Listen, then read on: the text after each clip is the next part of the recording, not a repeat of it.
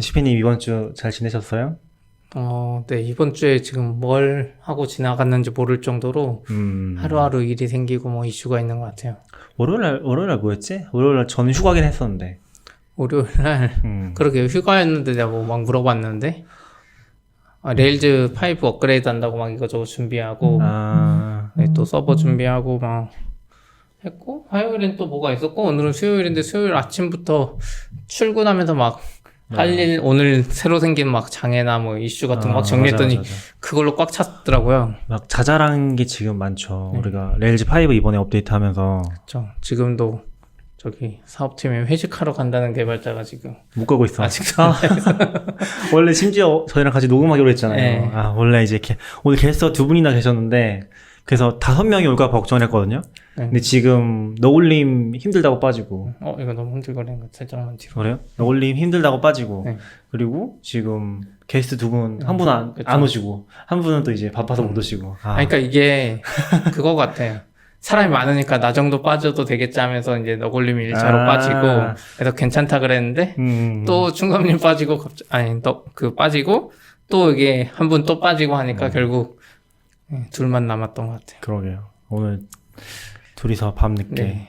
녹음을 하고 있습니다. 저희 후원은 너굴님이 없어서 말씀드리지 못해요. 네, 저희 너굴님이 다 관리를 하시기 때문에 네. 잘 몰라요. 네, 후원은 다음에 말씀드리고 STD 아웃 이거 어떻게 읽어요? 그 브랜딩 그 리소스처럼 발음을 정해줘요. 스탠다드 아웃 FM. 스탠다드 아웃 FM 44비츠는요? 44비츠예요? 44비츠. 44비츠? 모르겠다. 44로 가끔 발음하시잖아요. 스탠다드 아웃 FM이라고 하고 이 홈페이지에 바로 듣기 기능이 생겼어요. 주제별. 제가 이거를 만들어 봤어요. 그냥 원래 어디서 갖다 쓰신 거죠? 그 미디어 플레이어를. 그게 그 리빌드 FM 저희가 그 롤모델로 삼고 있는 일본의 리빌드 FM 거 이렇게 해보니까 거기에 그 플레이어가 있었어요. JW 플레이어가 뭐 있었던 것 같아요. 네. 그래서 그 소스를 갖다 썼어요. 최대한 똑같이 하려고 그 디자인도 똑같이 해보고. 미디어 엘리먼트인가? 그런 네, 이름이긴 맞아요. 하던데. 그걸로 돼 있어가지고 그냥 찾아보니까 점프하는 기능이 다 있긴 하더라고요. 네. 근데 약간 우리가 지금 객체로 만들어 놓은 건 아니잖아요. 플레이어를. 그쵸. 그 약간 HTML로 심어놔가지고 네. 그걸 다시 객체화시키고 기능 넣으니까 좀 깔끔하게 안 되긴 했는데 어쨌건 기능은 네. 동작하게 해서 이게 어떤 기능이냐면은 저희가 주제를 보통 큰 덩어리로 몇 개 나눠서 얘기를 하잖아요. 네. 그래서 그걸로 바로 점프할 수 있는 이것도 사실은 리빌드 FM 사이트에 있는 그쵸. 기능이긴 하죠. 그래서 한번 실험적으로 넣어봤어요. 이거를 오늘 원래 게스트로 오시려고 했던 분이 만들어 달라고 해가지고 그렇죠. 근데 이게 시간을 제가 말씀드렸는데 시간을 표시해야지 뭔지 알 것 같아요. 그냥 링크만 있으니까 네. 그 링크로 간다고 생각할 것 같은데 맞아요. 지금 주제별 바로 듣기라고 한 거 누르면은 바로 뭐 13분으로 넘어가거나 해서 그쵸. 네. 관심 있는 주제만 들을 수 주제만 있죠. 바로 들으실 수 있습니다. 그래서 이 기능은 이제 스탠다드 아웃 FM 홈페이지에 오셔야지만 쓸 수 있는 거고요. 네, 될 수 있으면 저희 직접 들어주시고 후원은 이제 플랫폼에서 해주셔도 되고. 그쵸. 보통 이제 팟빵이나 파티나 뭐 구독을 하시는 분들은 다 들으시는 것 같고 이제 이렇게 듣는 거는 오늘 이제 오려고 했던 게스트 분이 얘기하시는 게 이분은 약간 들어와서 들으시는 근데 듣고 싶은 것만 듣고 싶다 그렇게 얘기하시더라고요. 그래서 그냥 뭐 그런 니즈도 있지 않을까? 다양성을 포용하기 위해서 그럴 것 같아요. 네, 한번 넣어봤습니다. 저도 리빌드 FM 가끔 홈페이지에서 가서 듣고 싶은 이유가 말씀하신 대로 특정 주제만 듣고 싶거나 뭐 이런 것들 때문이긴 한 것 같아요. CP 일본어 못하잖아요. 그건 아니고 사실은 링크 누르려고 크롬으로 들어가면 자동 번역이 되니까 팟캐스트 앱에서는 그게 일본어로 나오고 크롬으로 홈페이지 들어가면 자동 번역이 이제 돼서 다시 한번 시도해 보셔야 되는 거 아니에요? 뭐야? 그 스크립트 만들어가지고 번역기 돌리는 거. 좀 근데 더 좋아지지 않았을까요? 기술이 좀 구글 걸로 돌려야 되는데 구글 게 좀 API 쓰기가 좀 어려워서 예전에는 아마존 거 그 음성인식 API 써서 네. 리빌드 FM을 돌리고 그거를 다시 구글 번역기 돌렸거든요. 근데 이제 저희 걸 한번 해보는 게 어때요? 그때 너굴님이 한번 해보자고 했었잖아요. 스크립트를. 근데 스크립트를 하는 건 좋은데 이제 올리는 건 좀 부담스럽긴 해서 잘못된 단어가 나갈까봐. 그것도 그렇고 이제 검색이 가능하다는 것 자체가 굉장히 부담스러운 거죠. 근데 구글 지난주에 우리가 말했는지 모르겠는데 구글이 검색 결과에서 팟캐스트 내용을 인식해가지고 보여준다고 했잖아요. 그렇긴 한데 그 검색 결과가 약간 단어를 이렇게 검색 결과처럼 보여준 건 아니고 주제별로 좀 서칭할 수 있게 해주는 느낌이긴 했었거든요. 약간 그 다른 것 같긴 해요. 근데 이제 팟캐스트나 이제 흘러가는 매체들은 보통 뭐 흘러가는 걸 굳이 요 단락을 capture해가지고 이제 조리돌림 한다거나 그런 건 별로 없잖아요. 그쵸. 좀 흘러가는 느낌이니까. 그리고 어느 정도 이제 가벼움이 용인된다고 생각하긴 하거든요. 아주 막 이제 학술 논문처럼 정확하지 않아도 그런 면에서는 좀 편하긴 해요. 전에도 얘기했었지만 약간 팟캐스트를 하면서 이제 트위터에 뭐 쓰거나 하는 욕구들이 좀 해소가 되긴 했었거든요. 어차피 아무도 안 들으니까. 뭐 보통 이제 끝까지 다 안 들으시잖아요. 네. 그럼 이제 뒤에 좀 가서 심각한 얘기를 한다거나 하는 것도 이제 전략일 수 있겠죠. 그렇겠네요. 네. 오늘 주제가 많이 없어가지고 갑자기. 네, 사람들이 원래 준비했던 주제들이 있긴 한데 그걸 얘기하실 분들이 오늘 안 오셨죠. 그래서 급하게 몇 가지를 뽑아왔는데 일단 이번에 좀 상장이 많이 하는 것 같아요, 올해. 그쵸? 특히 IT 회사들이 좀 네, 많이 하는 것 같아요. 어디 상장했었죠, 올해? 슬랙도 슬랙 상장했었고 상장했고, 우버도 상장했고 우버도 있고, 지금 우버 말고 비슷한 리프트? 리프트도 리프트가 있고 먼저 했나요? 하려고 했나 아무튼 그렇고. 먼저 했을 거예요. 아마. 네. 그래서 보면은 그래도 꽤 커다란 IPO들이 꽤 있었던 것 같은데 또 IPO 소식이 그쵸. 있더라고요. 지금 아마 위역이랑 클라우드 플레이에서 아마 올해 안에는 상장을 진행할 것 같아요. 그래서 위역 가보셨죠? 안 한 번 가봤어요, 한 번. 한 번밖에 안 좀 안 가봤어요? 좋은 데로, 예. 거기 뭐, 아는 사람 없고 멤버십 없으면 들어갈 수가 없잖아요. 맞아요. 그래서 오히려 행사할 때, 지난번에 해커엑스 행사할 때 딱 한 번 가보고. 저는 지금 토요일에 그 AWS 자격증 모임 하고 있거든요. 예. 모각공. 진짜 모여서 공부만 해요, 서로. 각자가 공부? 그런 거 하는데 이제 그거 주최하시는 분이 트레바리 계신 분인데 이쪽 위역에 있으셔가지고 거기에 이제 주말마다 갔다 오고 있긴 해요. 그러겠네요. 그래서 위역 또 상장을 한다고 합니다. 그리고 위역은 좀 그 말이 많았잖아요. 먹튀 아니냐? 예, 그것도 있고 뭐 적자를 어마어마하게 보고 있다. 투자 많이 받아서 네. 돈도 많이 버는데 이게 맞는 구조냐 이런 이야기가 약간 네. 쿠팡 같은 느낌? 그쵸. 예, 그리고 그 다음에 이제 상장하는 게 말씀하신 클라우드 플레이어. 클라우드 그 CDN 회사. 예. CDN 회사로 유명했었고 뭔가 또 요새는 많이 하는 것 같아서 자주 나오긴 했었죠. 전에 그 우리 SNI 네. SNI 차단하는 방식 그거 할 때도 ESNI 바로 하겠다고 뭐 그런 원리라든지 글도 썼었고 잘하고 있는 것 같아요. 그래서 클라우드 플레이어가 요즘에 좀 갑자기 그랬던 것 같아요. 처음에 들었을 때는 뭔가 듣보자 불법 CDN 사이트 같은 느낌이었는데 그게 약간 불법 사이트 같은 들에서 그쵸. 다 클라우드 플레이 썼잖아요. 그래서 안 될 때도 그 에러가 맞아요. 뜨고 막 그런 것들이 있었어가지고 그런 그것도 그 이미지 생긴 것 CDN 같아요. 치곤 좀 특이하게 트래픽 제한이나 뭐 이런 개념이 없어서 유료로 쓸 때 그쵸. 그게 없어서 얘들 도대체 네. CDN이 되는 보통은 거야 막 이제 이런 생각했죠. 종량제인데 얘는 정액제로 하고 그쵸. 가격도 플랜 따라 다르긴 한데 제일 낮은 플랜 엄청 싸잖아요. 막 뭐 22,000원 막 이런 맞아요. 식이니까 정확히 기억 안 나지만 그래서 좀 재밌었긴 했었죠. 아무튼 이제 상장을 하면은 이제 좀 뭐 잘 모르시는 분들도 있을 수 있는데 이게 상장을 진행을 하면은 S1 정확히 이제 폼 S1이라는 걸 제출을 하거든요. 그럼 거기에 이제 그 회사에 대한 내용들이 쭉 나와 있어요. 그래서 이제 상장을 한다는 얘기가 나오면은 기사들이 엄청나게 많이 나오는 게 이제 그걸 보고서 기사를 쓰는 거예요. 얘네가 진짜 돈을 벌고 있다, 못 벌고 있다, 사업 모델은 어떻고, 상황은 어떻고, 재무제표라든지 이런 것들이 아마 다 전부 들어가 있을 거예요. 자세히 거기에 보진 좀 않았는데. 특이한 항목들 많았던 것 같아요. 잠재적인 위험, 현재 뭐 소송 있으면 그런 네. 이야기도 다 적어야 되고, 그쵸. 앞으로 경쟁자가 누군지도 자기들이 직접 다 써야 되고. 맞아요. 사업에 대한 기본적인 내용들, 약간 사업 보고서랑 포맷이 다른지 어떤지는 모르겠는데, 사업 보고서는 뭐 이름이 뭐였지? 미국에 또 이름이 여러 가지라서. 근데 사업 보고서 뭔가 뜬구름 잡는 이야기면은 S1 문서는 진짜 그 기업을 웬만하면 속속들이 알 수 있는 정도였던 것 같아요.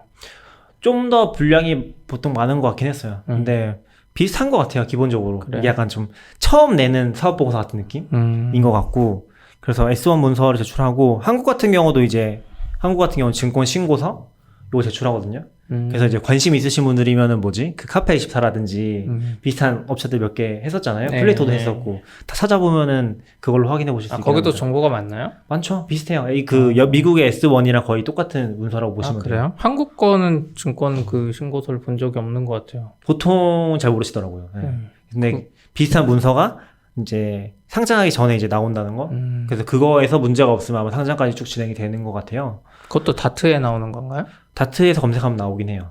증권 신고서라고 검색하면 나오는데 뭔가 비슷한 종류의 문서가 여러 개 있어서 그 회사가 처음 제출했던 거 찾으면 되긴 해요. 아마 이름이 증권 신고서였던 걸로 기억하고 있어요. 네. 그런 거 한번 찾아보시면 좋을 것 같고, 저도 이거 자세히 보진 않았는데 뭐 다음에 한번 뭐 자세히 뜯어보게 되면은 그런 얘기 해도 재밌을 것 같긴 해요. 갑자기 주식 이야기 하니까 생각나서 지금 검색하는데 못 찾겠는데, 네.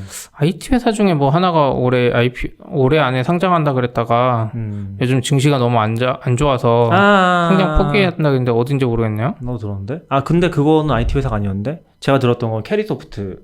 저 캐리소프트 맞아요. 캐리소프트였어요. 맞아요. 거기가 IT 회사는 아니고. IPO 진행하다가, 그쵸. 그냥 시장 애매해지니까. 그거 진짜, 전 좀 신기했던 게, IPO 한다고 발표하고 한 일주일 안에 포기한다고 나왔어요. 그래요? 그러니까 IPO 준비하려면 이렇게 분위기를 슬슬 띄우니까 기자들 모아놓고 말했는데 그 다음 날부터인가?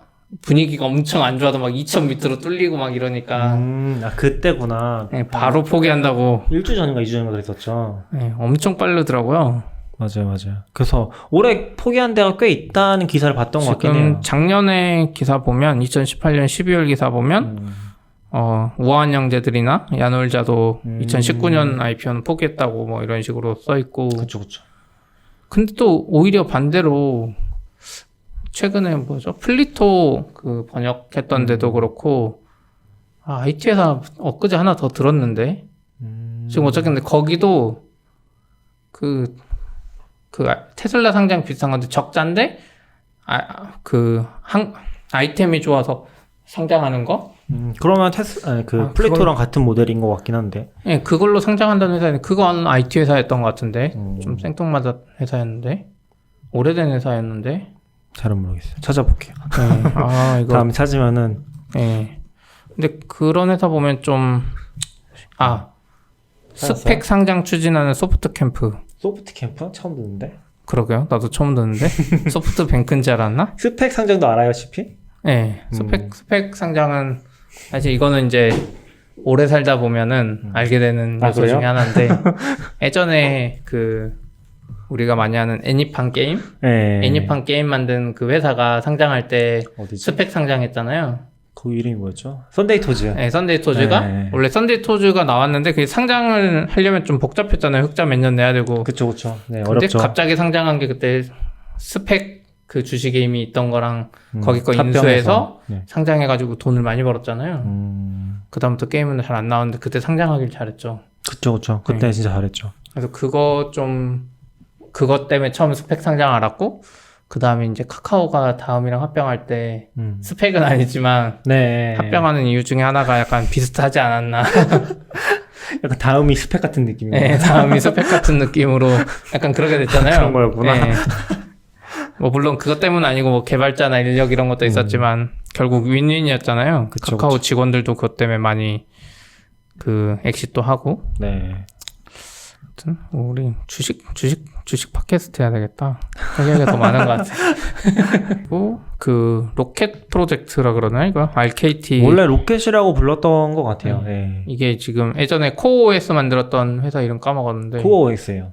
그래요? 네, 그랬을걸요? 네. 그 회사가 도커랑 한판 대판 싸우고 도커는 너무 폐쇄적이다. 도커가 우리 커밋도 잘 안 받아주고. 근데 그것도 엄청 오래된 거 아시죠? 언제인데요? 거의 2015년, 2016년. 진짜요?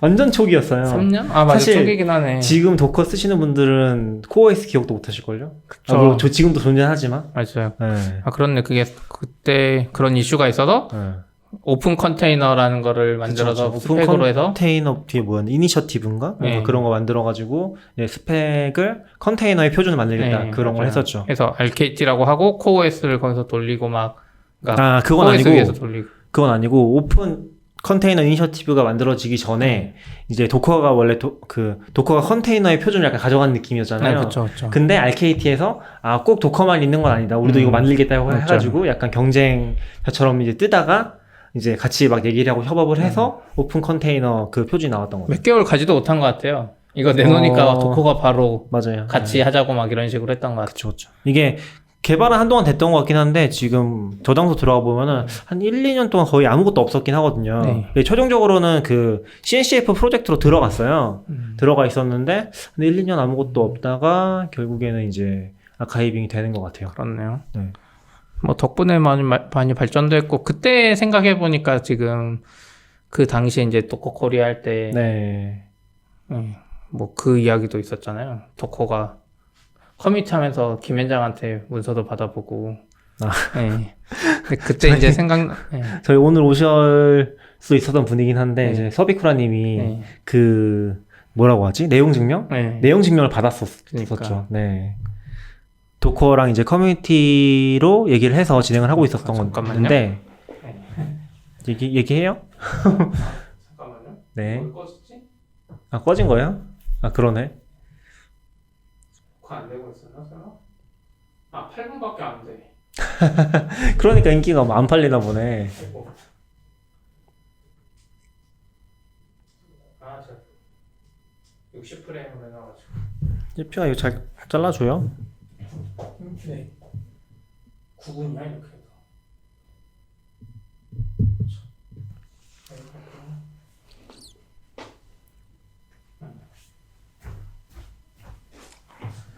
네. 그래서 원래 서비쿠라님이랑 같이 해서 도커 커뮤니티를 만들기로 했었고 그걸 이제 만들어서 운영을 하고 있는데 도커 커뮤니티 팀이랑 뭐 잘 얘기를 해서 진행을 하고 있었는데 도커 약간 법무팀 같은 게 생긴 것 같아요. 그쵸. 한 초반에 한 1년 정도 지나고 나니까 거기서 갑자기 이제 김현장을 통해서 이 도커 코리아라는 이름을 쓰지 말라. 그리고 docker.co.kr이라는 도메인을 쓰면 안 된다. 물론 이제 이해는 하는데 그걸 갑자기 내용 증명으로 딱 보내버리니까 그쵸. 뭔가 좀 어안이 벙벙한 느낌이긴 했었죠. 도커 코리아 유저 그룹을 만들어라 뭐 이렇게 안내해 주던지 소정의 비용이라도 주던지. 그쵸. 비용을 대주긴 했어요. 뭐 해줬냐면은 미덥 있잖아요. 미덥.com 이게 유료거든요. 원래 그룹을 만들려면은 그 비용을 대주긴 했었죠. 그쵸. 뭐 스티커도 보내줬었고 티셔츠도 보내줬잖아요. 그때는 진짜 잘 보내줬어요. 그때는 저희가 막 보내달라고 하면 티셔츠를 막 30-40장씩 보내줬었거든요. 그쵸. 근데 지금은 요새 잘 안 하기도 하긴 하는데 해도 뭐 5장 이렇게 보내주긴 하더라고요. 그리고 그때 도커 초기에 코OS 막 나왔을 때는 쿠베도 없었던 시절이었던 것 같긴 한데 있었는데 우리가 몰랐을 수도 있고. 쿠베가 없었고 정확히 기억이 안 나는데 구글에서 뭔가 자기네들이 기억이 안 나. 그 6글자짜리 이상한 램미 뭐 어쩌저쩌 있거든요. 근데 아무튼 그런 거를 만들었던 공개를 했었어요. 근데 아무도 관심 없었죠. 그러다가 이제 도커 잘 되고 나서 좀 지난 다음에 쿠베가 딱 등장을 해서 싹 쓸어가긴 했죠. 그러니까 그때 초기 시절엔 도커로 그냥 도커 런 해가지고 띄우는 것만 해도 엄청난 거였고. 그쵸? 이제 그걸 약간 고급화 시킨 게 코OS였잖아요. 그래서 그때 서비쿠라님이 코OS 위에 도커 다 띄우고 막 HD로 막 연동되고 막 이런 거를 꿈꿨던 것 같은데 코OS 엄청 많이 쓰셨잖아요. 그쵸. 처음에 이제 도커 잘 됐을 때는 이제 한참 코OS가 대세긴 했었죠. 거기서 사실 LCD랑도 만든 거잖아요. 그쵸.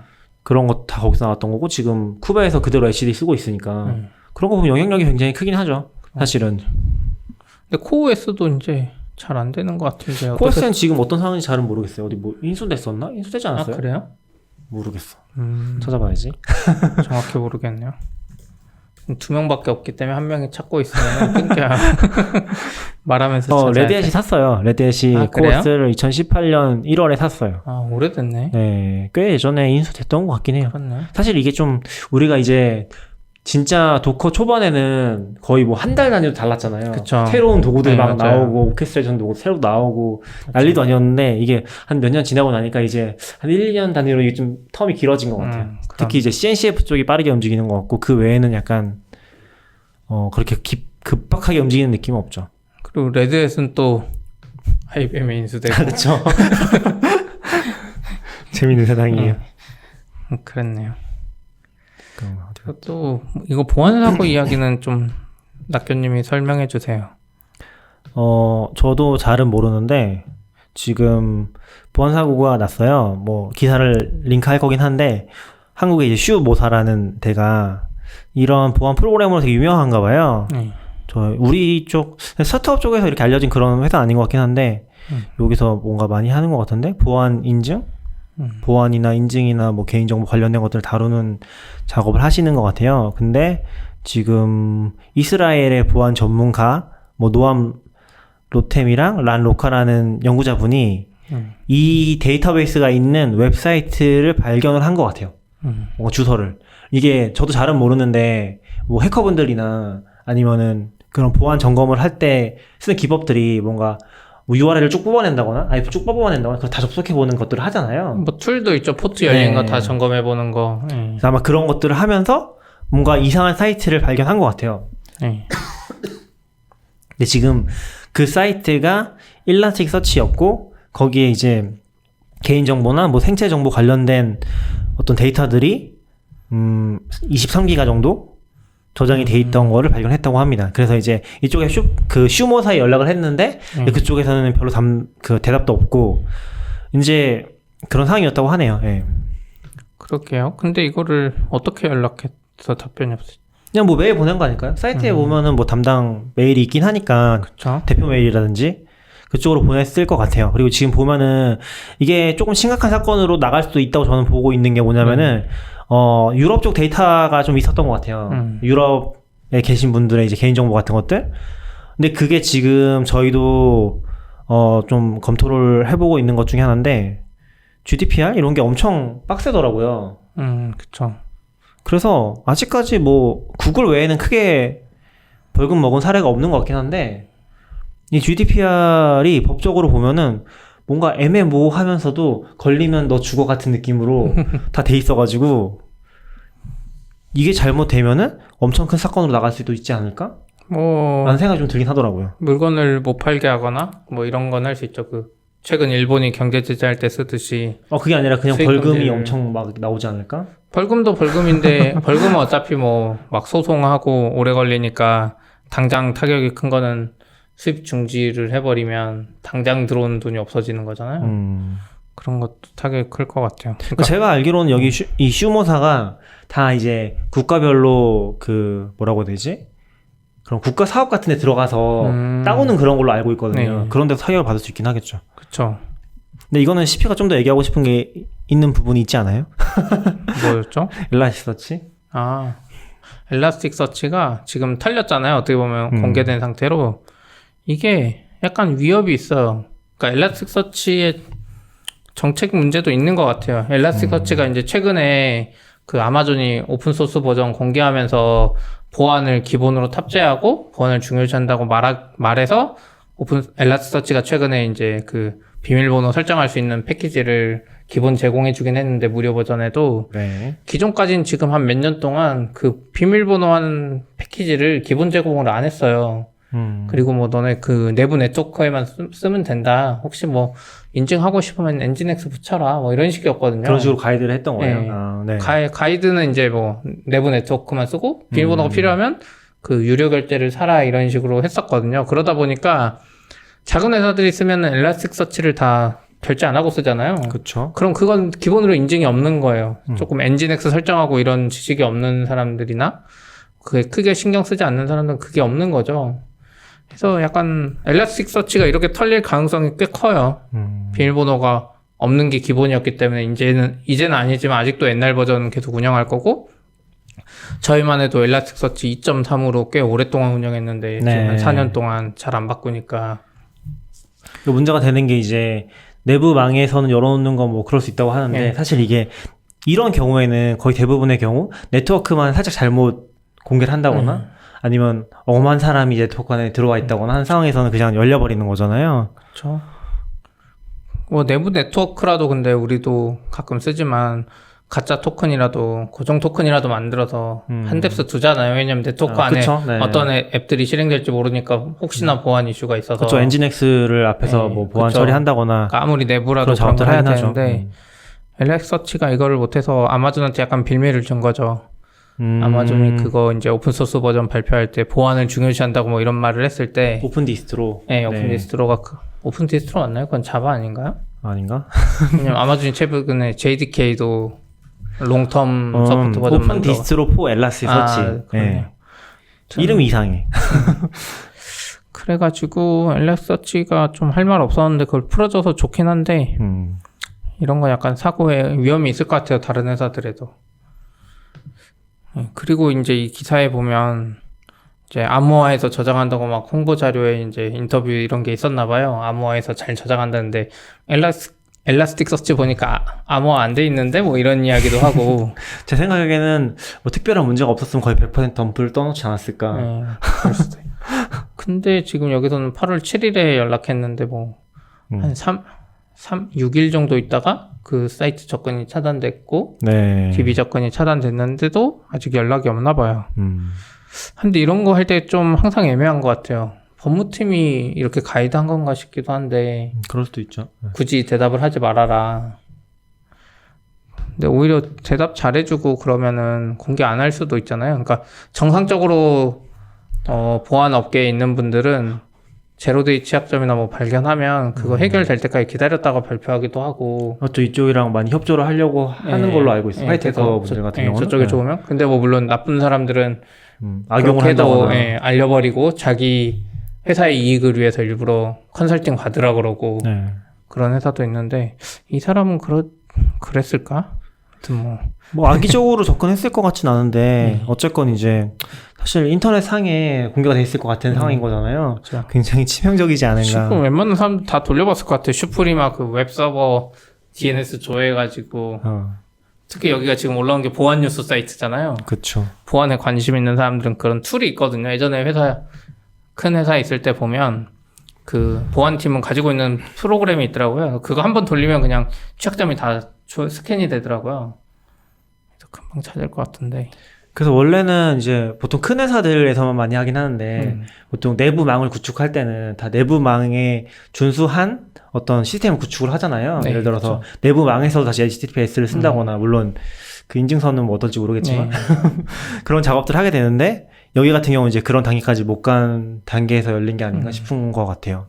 모르겠어요. 근데 또 데이터 양을 보면 그렇게 크지가 않아서 그렇게 들으니까 또 그렇긴 하네요. 테스트용이지 않았을까? 23기가밖에 안 된다는 게 지금 기기 깔린 게 보면 어마어마하다는데. 근데 건수로는 2,780만 건이라고 하는데? 그렇네요. 2,800만. 근데 기계 팔린 거 보면 전 세계에 150만 번 이상 설치된 기계라 그랬잖아요. 지금 이게 한 번 할 때마다 계속 여러 번 인식할 텐데 2,700만 건이면 대당 20번? 너무 적잖아요. 그러게요. 뭔가 데이터 분석용으로 뺐을 수도 있어요. 약간 항상 이런 데이터 관련해서 보안이 일어날 때 취약점이 데이터 분석용으로 뺐을 때인 것 같아요. 서비스는 잘했는데 데이터 분석용으로 이쪽에 내려봤거나 뭐 이쪽에 설치했을 때는 그런 생각을 좀 덜 하니까. 그렇네요. 아무튼 안타까운 소식이지. 원래 주식 살려고 하시지 않았어요? 이런 회사에? 이 회사는 아니지만. 이 회사는 아니고 뭐 이름이 나왔으니까 그냥 얘기를 하면은 이번에 그러니까 지금 한참 난리였잖아요, 주식이. 떨어지는 걸로. 그렇죠. 근데 그 상황에서 8월 1일인가? 8월 초에 상장한 회사가 하나가 있어요. 슈프림 아이디라고. 이름 비슷하네요. 이 슈프림아 자회사예요. 근데 거기는 이제 지문인식 관련된 것들 그런 걸 만드는 회사 같아요. 근데 제가 뭐 투자를 하려고 했던 건 아니고 그냥 거기에 관한 글을 하나 읽었었는데 괜찮은 것 같다. 증권신고서 보신 거예요? 아니, 안 봤죠. 봐야죠. 그것도 안 보고 묻지마 투자하신 거네. 아니, 투자 안 했다니까요. 근데 한 그때 10주인가 샀다가 팔았죠. 10주도 투자한 바로 거잖아요. 그때 이제 그게 생각나는 게 탁교수님이 갑자기 저희 회사 그 세콤 지문인식기가 있는데 그걸 이렇게 들어서 뒷면을 막 보고 있는 거예요. 저걸로 뭐 만들려고 그러시나 그랬더니 투자하기 전에 이게 어느 회사 건가 본 거잖아요. 그쵸. 이 회사 건 아니었죠? 이 회사 거 맞아요. 아, 그래요? 슈프림 아이디가 만든 회사였어요. 그래서 여기도 이거 쓰는구나 하면서 주식을 산 거네요. 10주만 사봐야겠다. 난 뭐 그랬었죠. 네. 나도 그때 살걸. 아무튼 그때 그랬어서 사실 관심이 가긴 했었죠. 그래서 이 기사가 보인 거긴 하죠. 만약에 그때 관심이 없었으면 이 기사가 안 보였을 것 같긴 해요. 뭐 하는 회사인지도 모르니까 그냥 그쵸. 넘어갔겠죠. 네. 그래. 그리고 저희가 지금 최근에 루비 버전도 2.2에서 2.3에서 2.0으로 4단계를 2.3에서 업데이트한 거예요? 2.3에서 맞아. 2.6으로 2.3.3에서 샀구나. 2.3.3에서 2.4, 2.5, 2.6 세 단계니까 이거 레일즈 1년에 한 번이니까 3년을 점프했는데 그때 사실 별 이슈 없이 약간의 이슈는 있었지만 엄청 미미했죠. 그쵸. CP가 미리 잡아놔서 그런 거 아니에요? 잡은 건 없나? 미리 잡은 것도 있고 잼 업데이트를 거의 안 했어요. 그쵸. 네. 그거는 그쵸. 번들 업데이트 할 때 일부러 많이 안 했고 번들 업데이트 기본하면 막 연결된 거 다 업데이트 웬만하면 다 업데이트 해버리거든요. 그 제약 안 걸린 거면 위쪽으로 열려있으면 위쪽 업데이트된 최신으로 무조건 해요. 그쵸. 근데 이제 그건 루비는 그러게 잘 끝났고 그 전에 루비 업데이트는 되게 좋았잖아요. 그쵸. 루비 업데이트는 지금 그리고 CPU 성능이 10% 개선됐어요. 그냥 2.3에서 2.6으로 올렸을 뿐인데 아무것도 한 거 없이. 사실 이것도 좀 슬픈 사연이 있긴 하죠. 원래는 우리가 1년 전? 1년 전쯤부터 저 업데이트 하려고 했었잖아요. 저는 안 했고 낙교님이 한 번 했었죠. 근데 그때는 이제 저희가 카피스트라노라는 도구를 쓰는데 거기에 이제 배포 스크립트가 다 얽혀 있어가지고 좀 진행을 하다가 이게 카피스트라노 위에서 다시 그 인스턴스 안에 RBEMV 같은 게 셋업이 되는데 거기서 마이너 버전을 바꾸니까 설치를 제대로 못하고 꼬이는 문제가 생겨가지고 그때 잠깐 포기를 했었거든요. 그러다가 도커로 넘어가고 사자 했는데 어쨌건 잘 된 것 같아요. 도커로 넘어가고 나서. 맞죠. 도커로 넘어가서 한 대씩 넣어보고 테스트해보고 빼고 이걸 할 수 있어서 지금 레일즈도 그렇게 업데이트 한 거고. 그쵸. 약간 까나리를 변형한 방식이라나. 네. 그래서 레일즈는 생각보다 잘 됐다고 생각했는데 작은 이슈들이 있어서 지금도 늦은 시간인데 몇 분이 남아서 고치고 계시죠. 네. 회식 가셨나? 화장실 가신 것 같은데? 그래요? 방금 전까지 있었어요. 네, 아무튼 업데이트가 생각보다는 그래도 잘 된 것 같아요. 이 정도면은. 그쵸. 약간의 장애가 있지만 주로 API 쪽은 다 됐는데 이제 그 크론으로 돌거나 이런 정기적으로 도는 애들은 테스트를 잘 못해서 그쪽에서 좀 장애나고 지금 제가 오전에 장애봤던 것도 빅쿼리 쪽에 좀 재미 업데이트 되면서 이걸 스트링으로 취급했던 거를 심볼로 처리해가지고 그런 거 체인지 로그에 또 잘 안 남아있어요. 네, 그쵸. 네. 체인지 로그를 진짜 열심히 보는데도 그런 거 안 남아있어요. 그래서 어느 순간은 그런 생각도 들어요. 체인지 로그 열심히 보는 것보다 빨리 업데이트해서 처음에 데이터 안 들어간 줄 알았잖아요. 네, 우리 맞아요. 아까 그 서버 리퀘스트 어그리게이션 하는 것도 같은 문제 아니에요? 왠지 그럴 것 같은데? 서버 리퀘스트는 잘 들어왔죠? 그 숫자 안 나왔잖아요, 슬랙에. 그러니까 그 서버 리퀘스트의 합계. 맞아. 그것도 왠지 비슷한 문제일 것 같은데? 맞아요. 그 합계 나오는 것도 제가 빅쿼리 안 고쳤나? 고쳤나? 이거 기억이 안 나. 지금 고쳐야 될 거야. 아마 좀 이따가. 네. 맞아요. 그 문법 기본이 바뀌어가지고 빅쿼리 레거시 SQL이라는 게 한 몇 년 전에 있었는데 그게 이제 기본이 스탠다드 SQL로 바뀌면서 그거 좀 덜 고친 게 이제 발견돼가지고 그거 고치고 또 잼 라이브러리 업데이트 되면서 그게 엮이고 지금 다른 분은 레일즈 기본 동작 방식이 좀 알게 모르게 바뀐 게 많더라고요. 문서에 안 적힌 게. 그래서 그런 거 바꾸다가 또 걸리고. 그쵸. 그런 게 쉽지 않죠. 전 사실 못 바꿀 줄 알았어요. 레일즈 4에서 5로 한 몇 달은 삽질하지 않을까 했는데 엄청난 에러를 만나거나 뭐 할 줄 알았는데 그래도 그냥 쑥쑥 하시더라고요. 옆에 계시는 분들 레일즈 개발자분들 하고 계신데 쑥쑥 하셔서 그래도 레일즈 5로 띄우는 건 금방 됐고 이제 좀 띄워놓고서 버그 잡는 것들 쭉 진행을 했고 다행히 잘 넘어가긴 했었죠. 좀 크리티컬한 게 없어서 그나마 저희가 이렇게 할 수 있었던 것 같아요. 지금 광고주 센터 뭐가 안 돼가지고 아까 장난으로 이제 뭐 한 얼마 꽤 많이 손해봤다고 하는데 그런 게 이제 실제 막 사용자들이 실시간으로 물건 사거나 뭐 결제하는 거였으면 엄청 크리티컬 했을 것 같아요. 저희는 그나마 광고 시스템이고 좀 덜 하긴 했지만 아무튼 그것도 있고 이제 이거 레일즈 5 업데이트하고 나서 이제 아침에 도커를 버전업 전체 배포하고 딱 해서 성공적이네 하고 이제 있었는데 한 분이 이제 저희 플랫폼 팀에서는 옆에 TV에다가 이걸 띄워놓잖아요. 데이터도 띄워놓고 있죠. 네, 데이터독에 이제 CPU 상황을 컨테이너 태스크별로 다 띄워놓은 게 있었는데 그 그래프가 이상하다는 거예요. 사이드킥이라고 이제 백그라운드 잡을 처리하는 애가 있는데 그 CPU가 거의 0 수준으로 내렸죠. 그쵸. 엄청 미미하게. 그래서 근데 서비스 에러는 안 나요. 서비스는 다 잘 돼.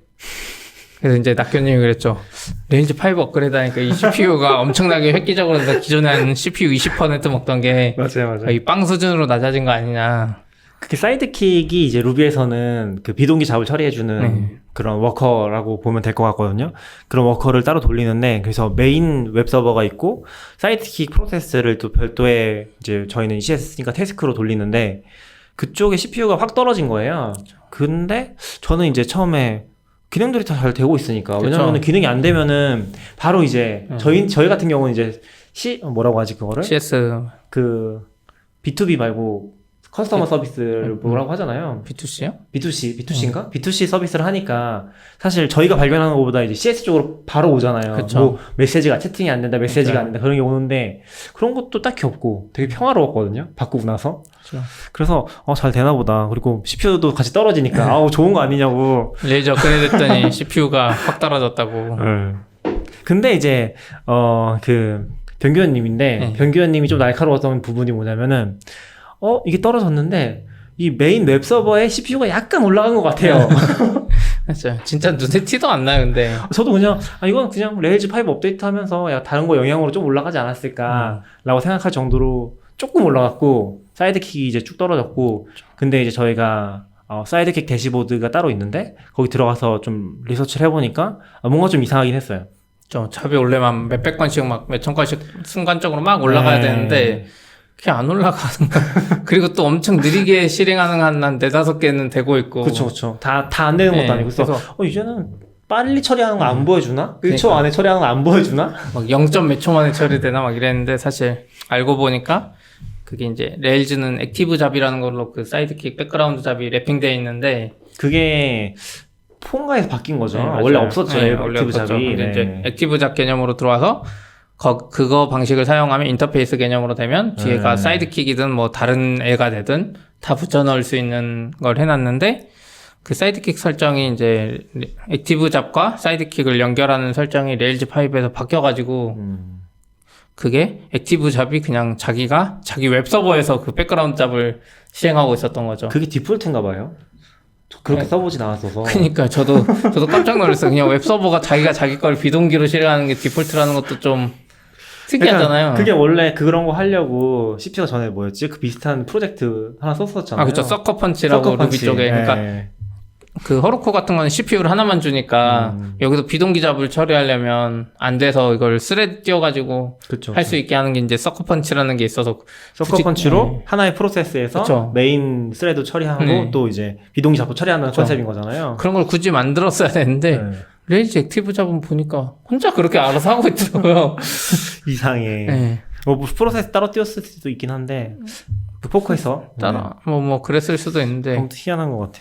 그래서 이제 막 찾다가 막 로그 보고 뭐 뒤질 수 있는 거 진짜 한 30분 넘게 뒤졌던 것 같아요. 네, 제가 막 그래서 어떻게 했냐면은 SSH 하나 띄워가지고 이제 붙여도 놨죠. 그러니까 직접 사이드킥 프로세스를 띄워서 붙여놨는데 들어오는 것 같기도 하고 안 들어오는 것 같기도 하고. 그때 들어오지 않았어요?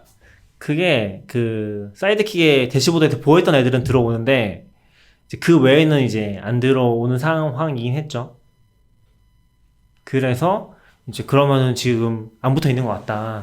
이상하다. 아무튼 그래서 계속 찾았던 거죠. 그게만 잘 들어왔으면 그냥 무시하고 갔을 것 같은데 무시하면 안 되지만. 결국 데이터독 연결한 로그로 찾아냈고 아 그래요? 아 맞아. 네. CP가 데이터독에서 그 액티브 잡으로 검색한 거죠. 액티브 잡이라는 로그로 이제 검색을 했더니 잔뜩 나와. 우리 모든 서버의 로그가 다 데이터독으로 오니까 그냥 모든 서버에 필터링 안 걸고 쳤더니 보니까 웹서버에서만 액티브 잡 로그가 나오네. 그러니까 액티브 잡 로그가 원래 없었는데 배포한 시점부터 생긴 거잖아요. 아니 액티브 잡 로그가 원래는 사이드킥에 나와야 되는데 사이드킥이 아니라 나온 애들을 보니까 상태를 보니까 웹서버 쪽에서 발생하고 있었던 거죠. 그쵸. 네. 네.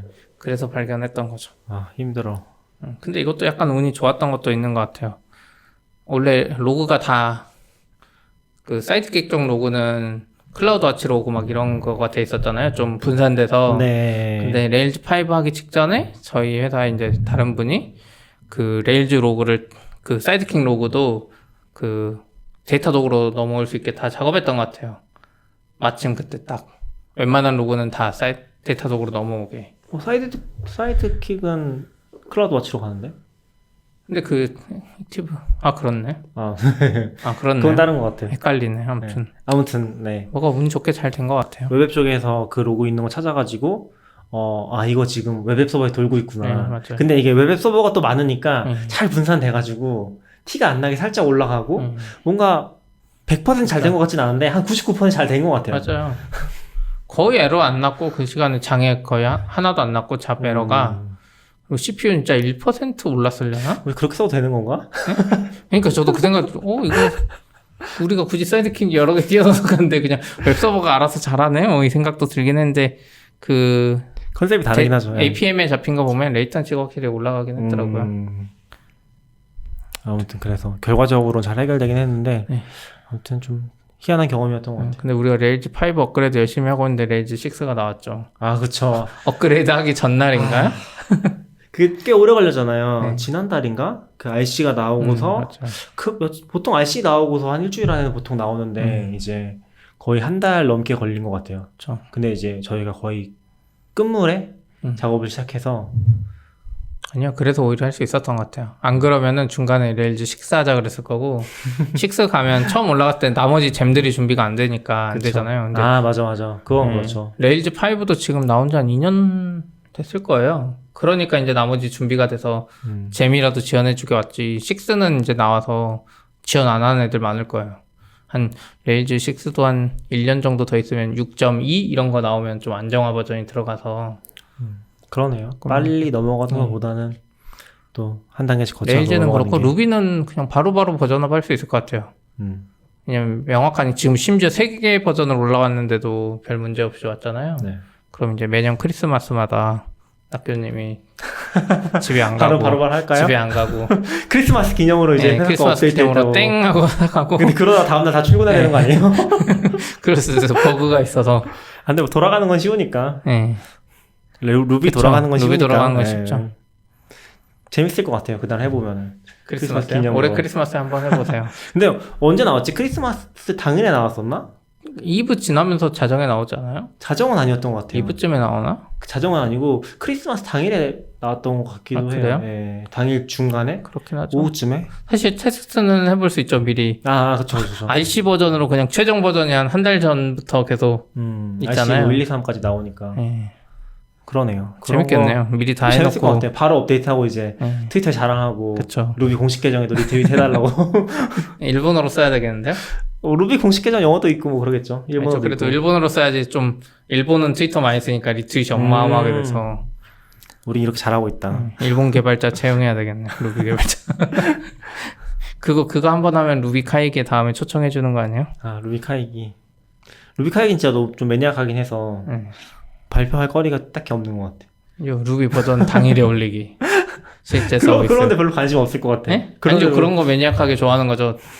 그런 거 하려면 약간 첫날부터 루비 신텍스 바뀐 걸 어떻게 적용했는가 약간 이런 거 RC부터 준비해가지고 딱 이제 첫날부터 새로 바뀐 문법 다 적용했다 이런 거 되면 이제 우리가 딱 우리 사이즈에서 지금 할 수만 있어요. 쿡패드 정도로 커져도 그렇게 쉽게 못 할 것 같고. 근데 쿡패드는 진짜 잘하긴 하는 것 같긴 하던데 기술적으로는 이번에 올해 이제 누구셨죠? 우리 시아님? 네. 시아님이 발표하신 우리라고 하면 이상했나?